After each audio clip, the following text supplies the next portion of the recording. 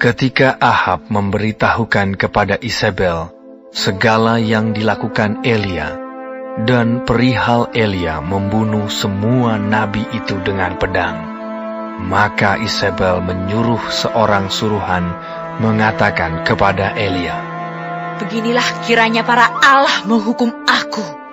Bahkan lebih lagi daripada itu, jika besok kira-kira pada waktu ini aku tidak membuat nyawamu sama seperti nyawa salah seorang dari mereka itu." Maka takutlah ia, lalu bangkit dan pergi menyelamatkan nyawanya.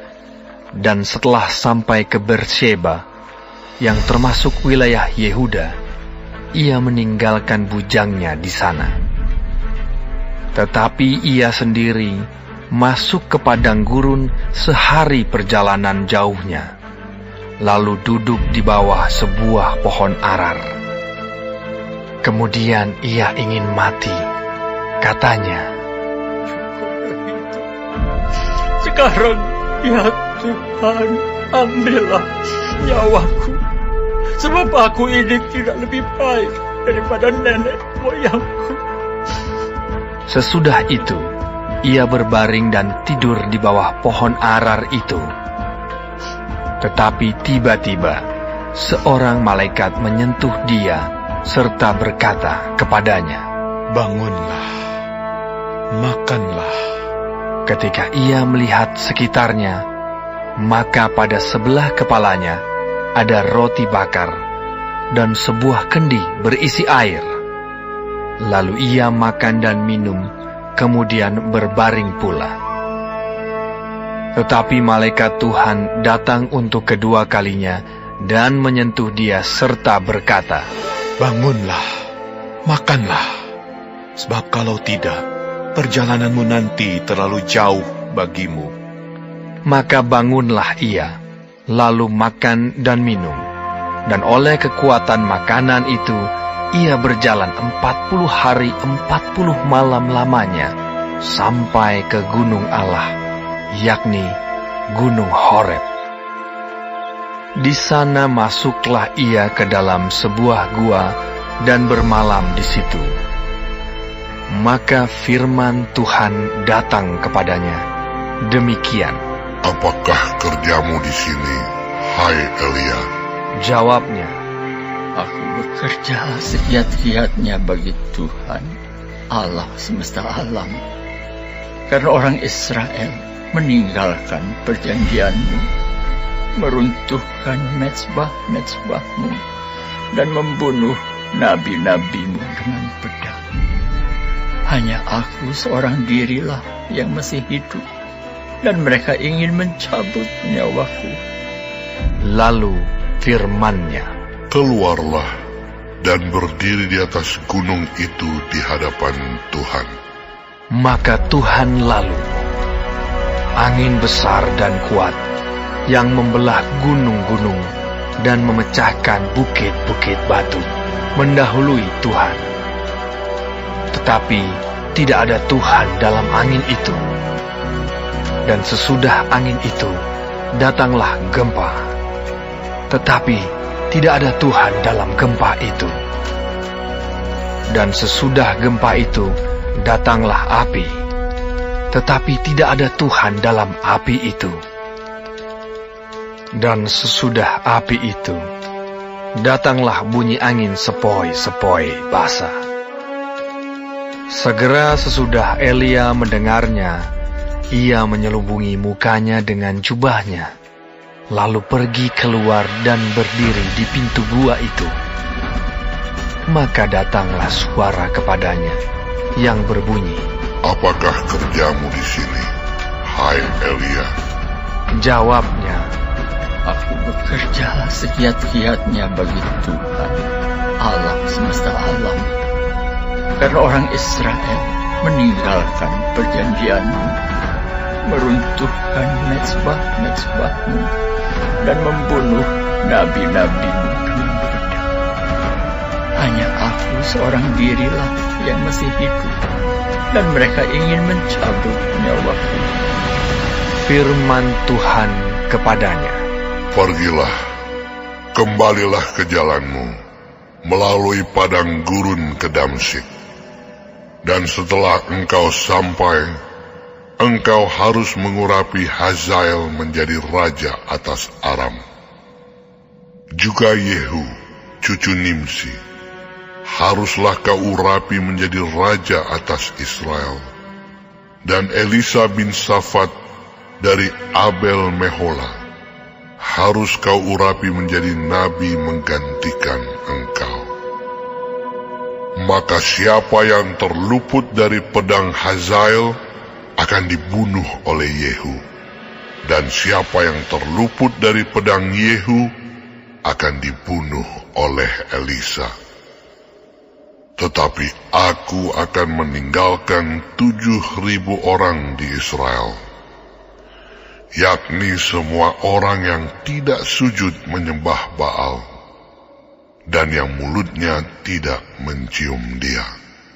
Setelah Elia pergi dari sana, ia bertemu dengan Elisa bin Safat yang sedang membajak dengan 12 pasang lembu, sedang ia sendiri mengemudikan yang ke-12. Ketika Elia lalu dari dekatnya, ia melemparkan jubahnya kepadanya. Lalu Elisa meninggalkan lembu itu dan berlari mengikuti Elia.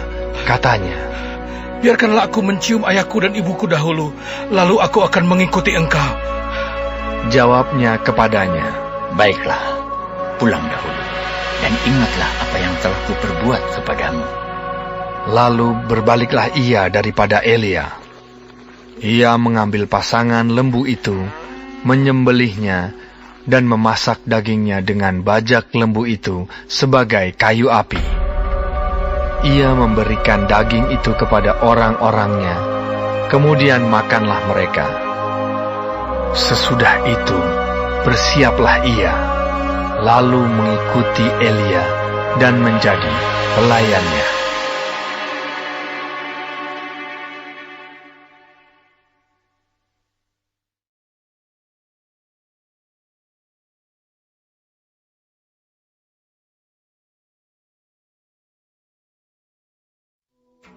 Ben-Hadad Raja Aram mengumpulkan seluruh tentaranya. 32 orang raja bersama-sama dia, beserta kuda dan kereta. Lalu ia maju, ia mengepung Samaria dan memeranginya. Kemudian ia mengirim utusan ke kota itu, kepada Ahab, Raja Israel, dengan pesan, "Beginilah pesan Ben-Hadad. Emasmu dan perakmu adalah milikku, dan juga istri-istri dan anak-anakmu yang cantik-cantik adalah milikku." Raja Israel menjawab, katanya, "Seperti bicaramu itulah ya tuanku raja. Aku ini, dengan segala yang ada padaku, adalah milikmu." Sesudah itu, utusan-utusan itu kembali dan berkata, "Beginilah pesan Ben-Hadad. Memang aku telah menyuruh orang kepadamu mengatakan, emas dan perakmu, istri-istri dan anak-anakmu harus kau serahkan kepadaku.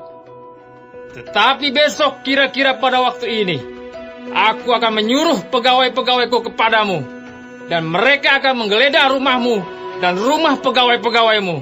Maka segala yang mereka lihat dan ingini, akan mereka ambil dan mereka bawa."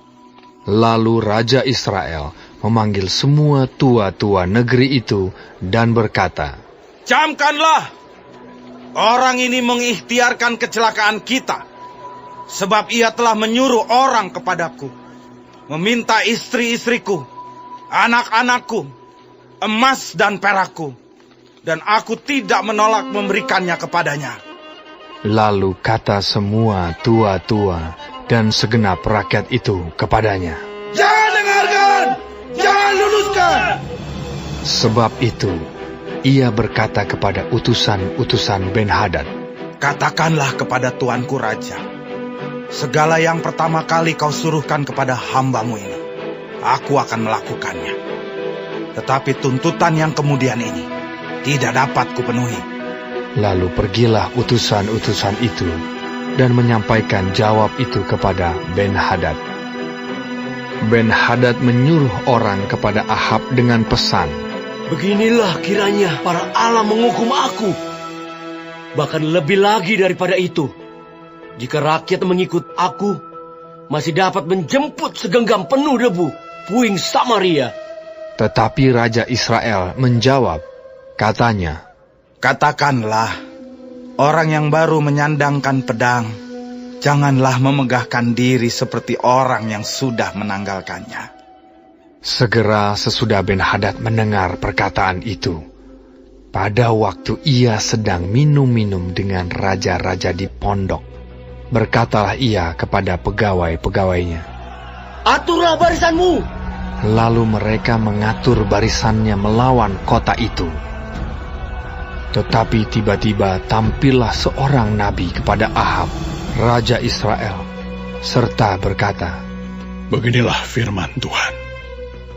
Sudahkah kau lihat semua orang yang sangat ramai itu? Bahwasanya pada hari ini, aku akan menyerahkan mereka ke dalam tanganmu, supaya engkau tahu bahwa akulah Tuhan. Lalu bertanyalah Ahab, Dengan bantuan siapa? Jawabnya, Beginilah firman Tuhan. Dengan bantuan orang-orang muda pengiring kepala-kepala daerah. Tanyanya pula, Siapakah yang akan memulai perang? Jawabnya, Engkau. Kemudian ia menghitung jumlah orang-orang muda pengiring kepala-kepala daerah itu.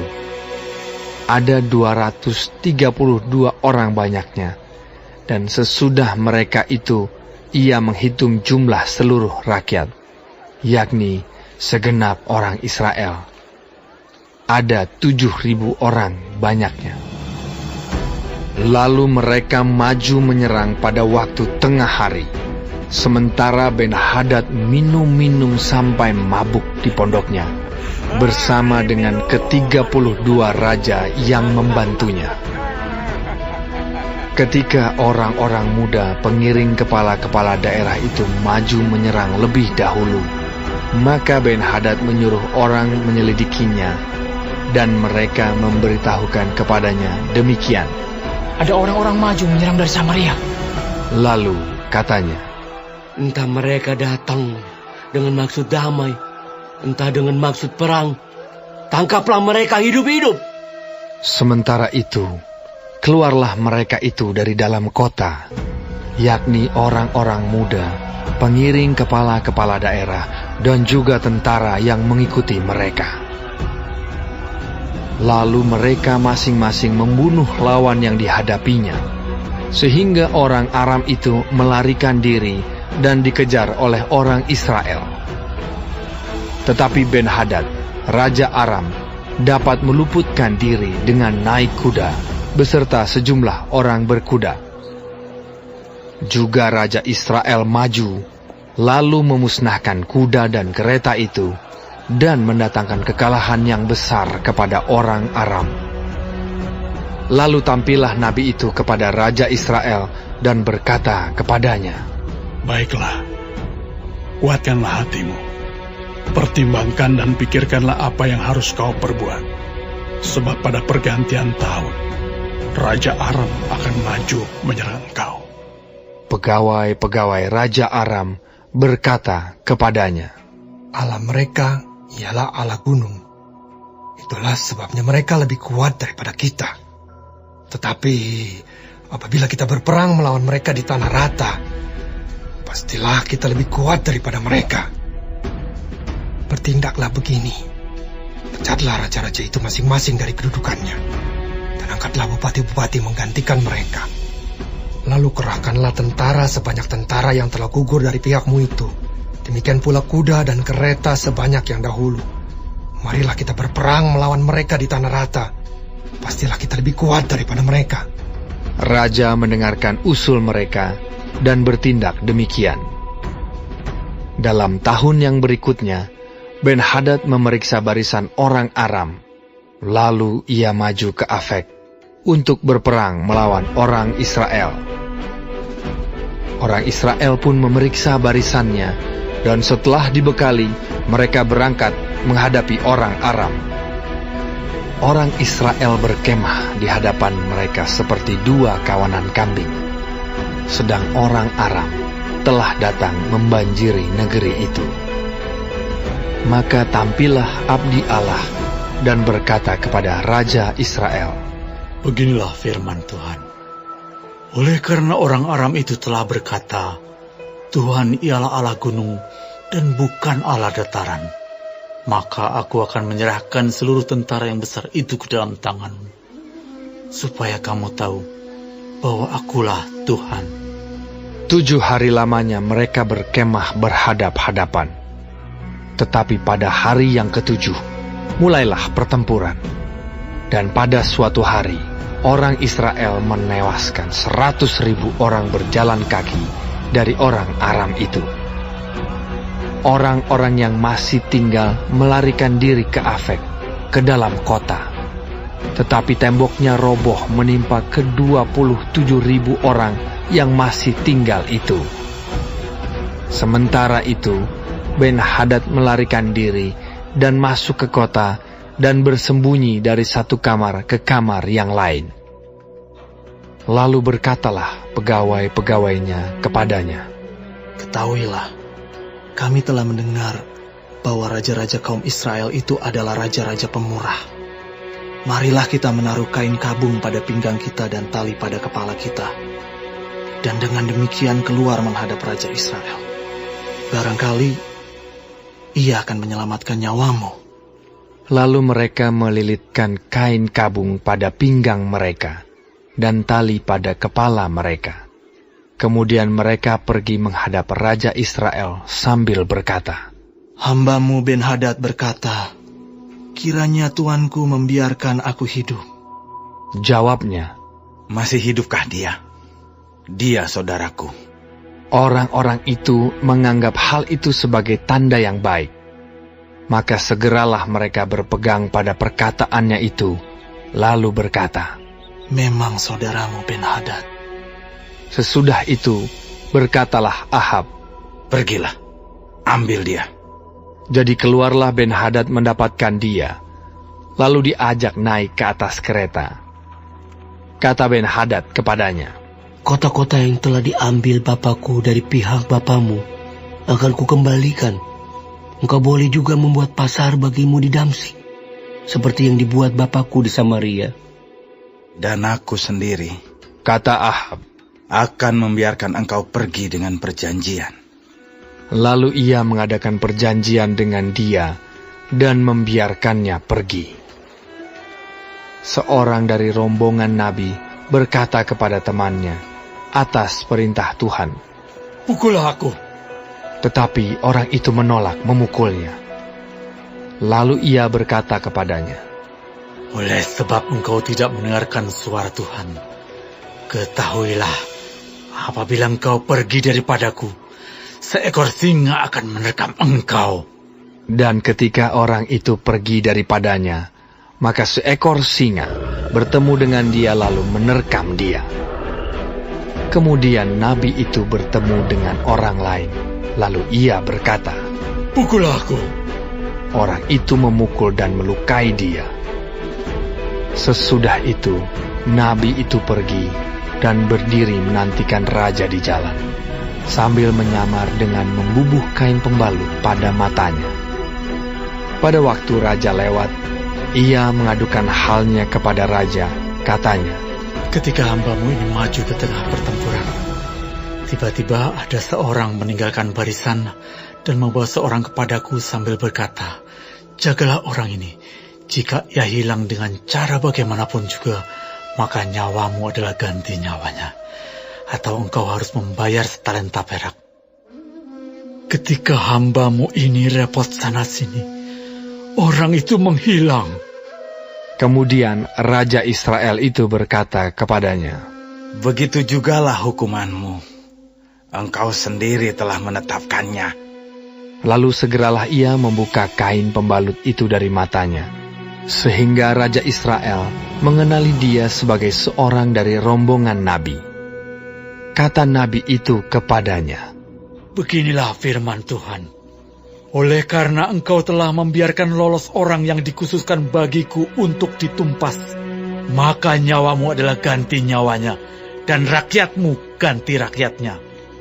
Lalu Raja Israel pergi ke istananya dengan kesal hati dan gusar. Maka sampailah ia di Samaria.